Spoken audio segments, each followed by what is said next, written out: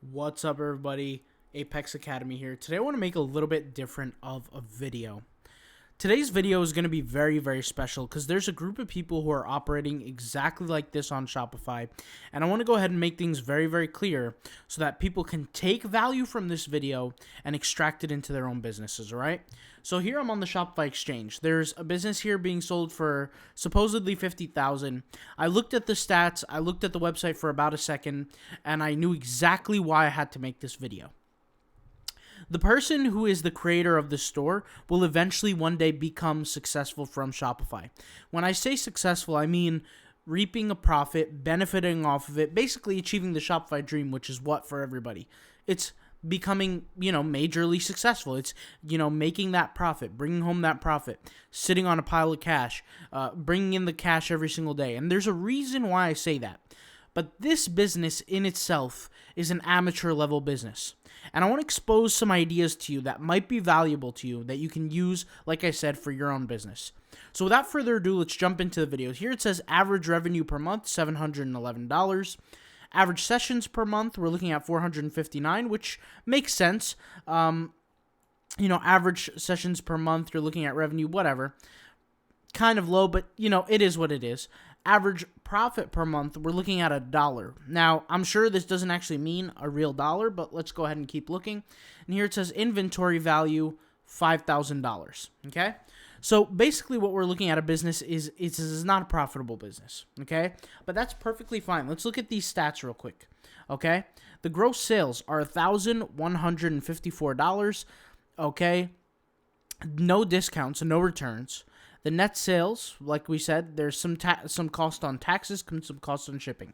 Let's go ahead and forget about that right now. PayPal is about half, which really doesn't matter, kind of irrelevant. But let's go ahead and read these basics, okay? Now, what it says here, it says not profitable. This is other details about the profit. The business is not profitable. It needs an expert on marketing and ads to reduce expenditure.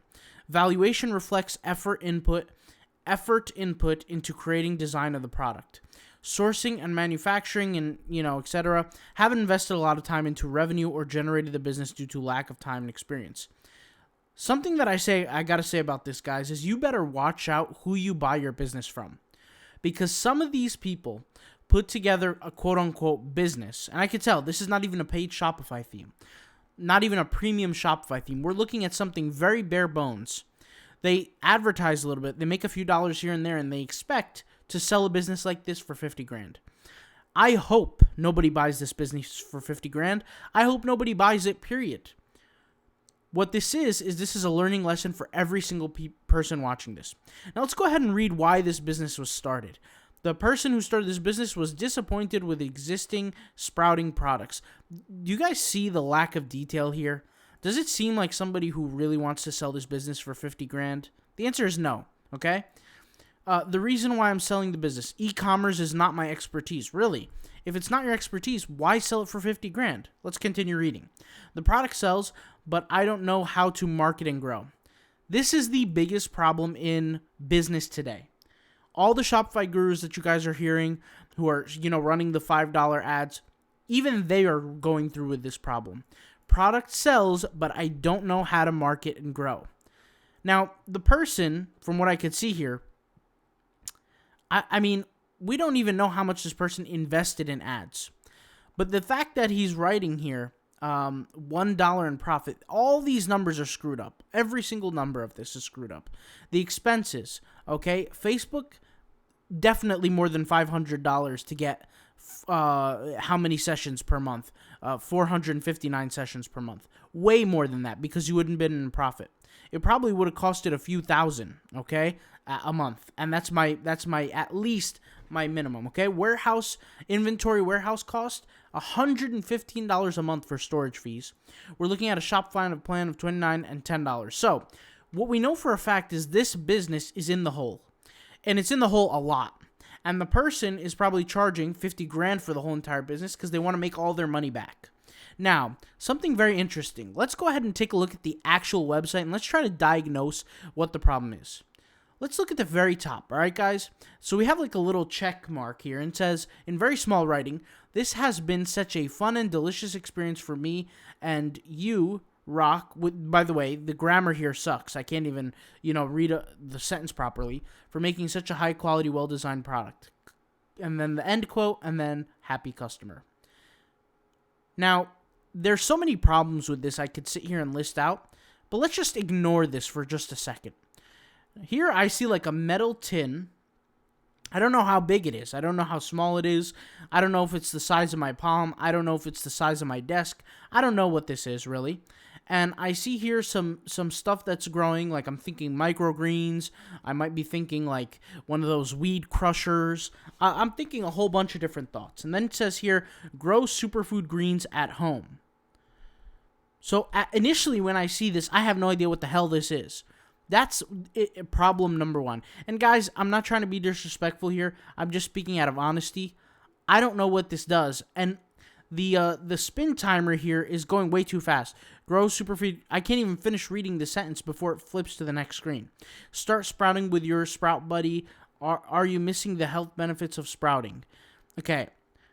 All of these headlines, all of these things, they do not lean somebody towards a sale.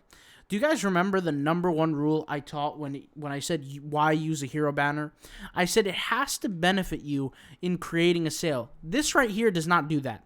Just because there's an image of the product, and I know that it is the product because I had to go scroll down to find out, but just because the image of the product is there and you have some kind of headline does not mean it's going to help you make any money whatsoever.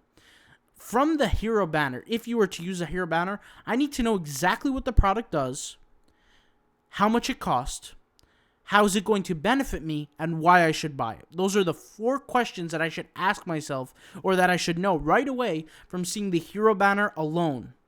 If we go to certain websites, like for example, alphalete.com, I know exactly what the product costs because the pricing is right on it. I know exactly what it does. I know what the models look like. I know everything about it. This is a disaster. I have no idea what's going on here, okay? Not to mention, the text here is not even real text, so you don't even get to help yourself from an SEO standpoint. They're just large pixelated images that are unattractive and keep flipping too quick, so I can't even read the text.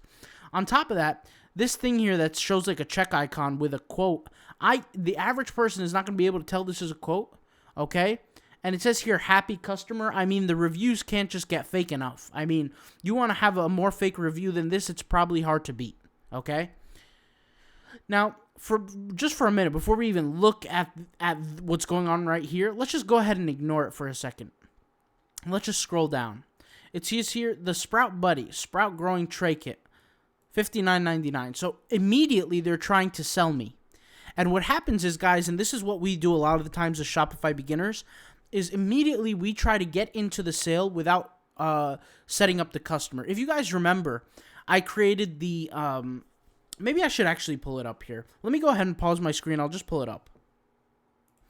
What you guys are staring at right now is a one product store that I created using the Themato one product store theme. I'll leave the link in the videos in the description box down below. But we created this one product store theme in under 20 minutes, okay?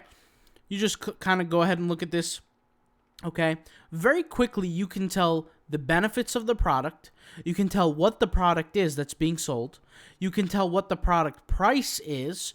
You can select your variations. You can sign up for stock, etc. You can see different angles of the product. Different features are explained to you.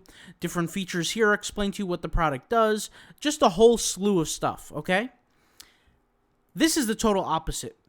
I have no idea what this product is, and immediately you go into the selling.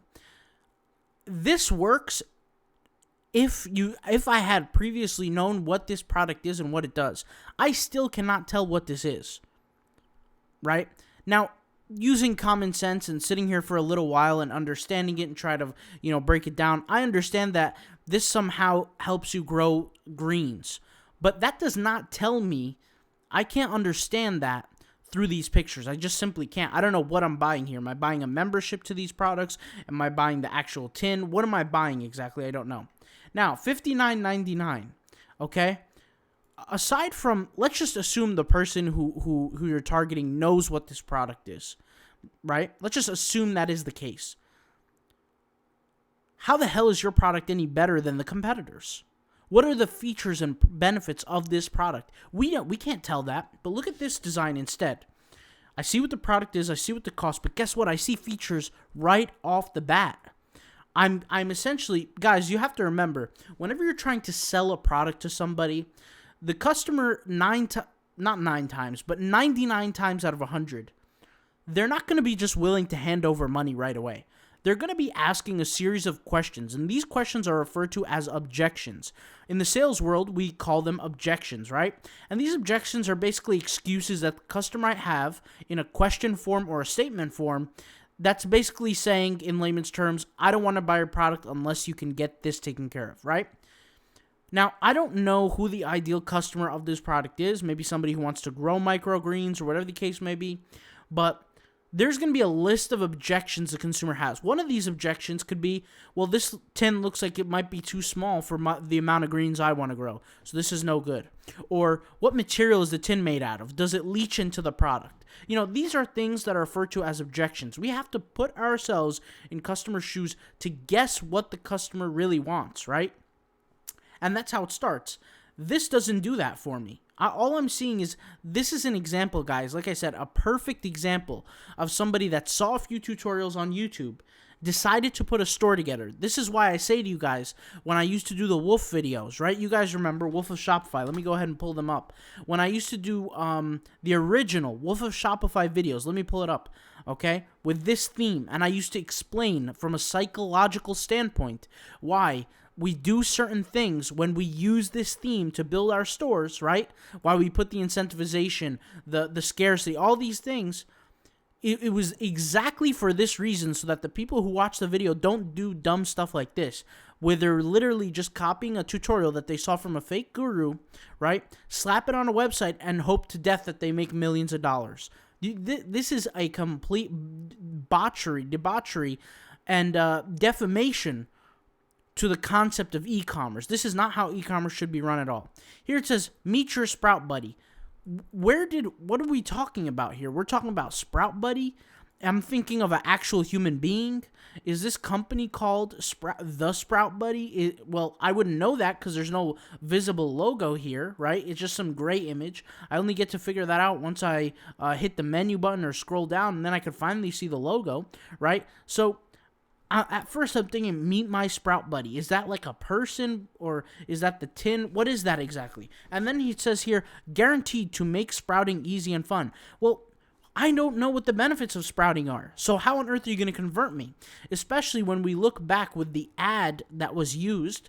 The ad is a Facebook ad. Now, unfortunately, they don't show us the actual ad, but they tell us that they did use Facebook. Guys, Facebook is interruptive marketing. You have to educate the consumer on what you're selling to the consumer in order to interrupt the consumer and actually get the sale. If you don't educate the consumer, especially for an odd product like this, the consumer has no idea what's going on here. It says, meet your Sprout Buddy, guaranteed to make sprouting easy and fun. What is the benefits of sprouting? Yeah, you're trying to sell me on the product, but I don't know what the product does for me. Yes, it makes things grow, but so what? What is that? How does that affect my life, right? Here it says 100% satisfaction guarantee. Once again, I don't know what I'm getting satisfied over. Is it the fact that it can grow the greens faster, or it's a large tin that it grows more? What is it really doing, right? Here it says simple, no green thumb required. If you're doing Facebook ads, you're interrupting consumers. It's interruptive marketing. I might not know what the word green thumb means. No green thumb required. Is that a tool? Is that an idea? What is that? What is a green thumb? Now, I personally happen to know a thing or two about farming, so I know what a green thumb is. It just means a passion for growing things and things like that. Even people who see, this doesn't even make grammatical sense. Even people who, quote unquote, kill my houseplants can do it. This doesn't make sense. This person needs to take a serious consultation or course with a copywriter, okay? On top of that, visual flow. This is not visually appealing to look at. Everything here is not visually appealing to look at. This image might be a little bit visually appealing to look at, but only after I'm educated about the product and the benefits. But this stuff right here, I don't even know what this is. The average person is not going to sit here and read this And the truth is, guys, is that consumers are not willing to just hand over their money blindlessly, right? Now, this is logical, but consumers, they literally don't want to do that. If I go to my next door neighbor, I knock on their door and I say, hey, I have a watch here for sale for $1 million. Can you please buy it from me? Most of them are going to say, get the hell out of here. Get out of my face. They're not even going to give me a second to explain what the benefit of the product is. Why? Because people have an inherent thing in their body, in their mind, whatever you want to call it, cognitive bias, to not hand over something that's valuable. What's valuable to them? Money, currency. They're not going to just hand over any money just because you ask them. This is basically what this website is doing. It's begging people to just hand over money to them. I don't even know how this person got $700 a month in revenue. I have no idea how that happened. Okay, but I'll say this: the Facebook ad gods were definitely in their favor, and you could see here this is the pixel doing the work for them, because this is a disaster of a website. Okay, now this should have been introduced later, but there should have been some type of consumer education on, first, what is the product. Right? Sprout Buddy sounds great, but what does it do for you? What is the benefit? What is the product that's being sold here? 9%, I'm going to say 50% of the people that come to this website have no idea what even the product is that's being sold. I can go to a clothing store and right away know that, okay, clothing is being for sale. Here, I don't know what's going on. Is it the wood? Is it the greens? Is it the tin? What is it? I don't know. All right? Now, let's go ahead and continue. Here it says simple, grow on your account. See, this is a better image because now I have an idea how big it is. When I look at this image, once again, I don't know how big this is. I don't know anything. Give me stats. Give me numbers, right? Here it says durable. What am I staring at here? This does not look like, this looks like a mirror or something. This does not look like a, the tin of here. Now, it took me a second to look at it and understand, but majority of people don't sit there and read what's the text. They just skim through. Okay, modular. This is kind of good, but it's not really a benefit because it says choose how much you grow. What is the benefit of something being modular? Not to choose how much it to grow. What is the benefit? You have to, kind of, yeah. And once again, the grammar is, no offense, it's not there. Okay, why Sprout Buddy? See, all of this stuff, guys, you could just see it's completely forced. Okay, and this stuff is too late into the landing page to get people to convert. And unfortunately, guys, this is what people do. Now, the one reason that I would say this person does have a chance, if you guys remember in the beginning of the video I mentioned this person is eventually going to be successful, is because I can tell that in order to get this much revenue from a store this bad, they have to have some kind of cojones, some kind of guts in their body to motivate them to spend that much on Facebook ads for a website this bad. And I know that's like a backhanded compliment, but it's actually a compliment, because the reality is there are some people, they could sit there and they could test all day and perfect their website all day, but they could never build up the guts to pay, $500 or $1,000 in ads. This guy, his website is completely terrible, like one of the worst I've seen for a one product store. Okay, I mean, he could have just made his life easy and got the theme that I've been recommending to you guys, right? And his life would have been easier. The organization would have been cleaner. Everything would have been better for this person, right? And maybe he would have had a better chance. But then again, I can tell through this whole situation, there's really no understanding of the consumer here. There really isn't. There's nobody who's sitting here and drawing up a customer canvas, which is understanding what does the consumer need to see in order for the product to be purchased. Now, the upsells here, no offense, no disrespect, it's done terribly. Let's just go ahead and see if I add to cart, am I getting any upsells or one-click checkout? See, this is another problem. No one-click checkout, no upsell. If I go over here to this website, if I go ahead and click, let's say I want size 10, I hit add to cart. Guess what happens? I see the product added to the cart. I'm motivated by the shipping, okay? And I see upsells. Next thing I have, proceed to checkout. One-click checkout. Takes me straight to the checkout page. All these characteristics have to exist in a one-product store, because this is what this is. It's a one-product store with a bunch of upsells. The upsells should be easily visible to consumers. How do we do that? you could see here with this website, the Jordan website that I created, right? Whenever I click add a product to the cart, what does it do? It has a pop-up right here on the side. Now it's going a little slow because my internet's all jacked up, but it has a little thing here that essentially, let me go ahead and delete this and refresh it. But it has a little pop-up that shows all the upsells. Okay, let me just go ahead and see here. Add to cart or add to bag, whatever you want to call it. There you go. The upsells right here.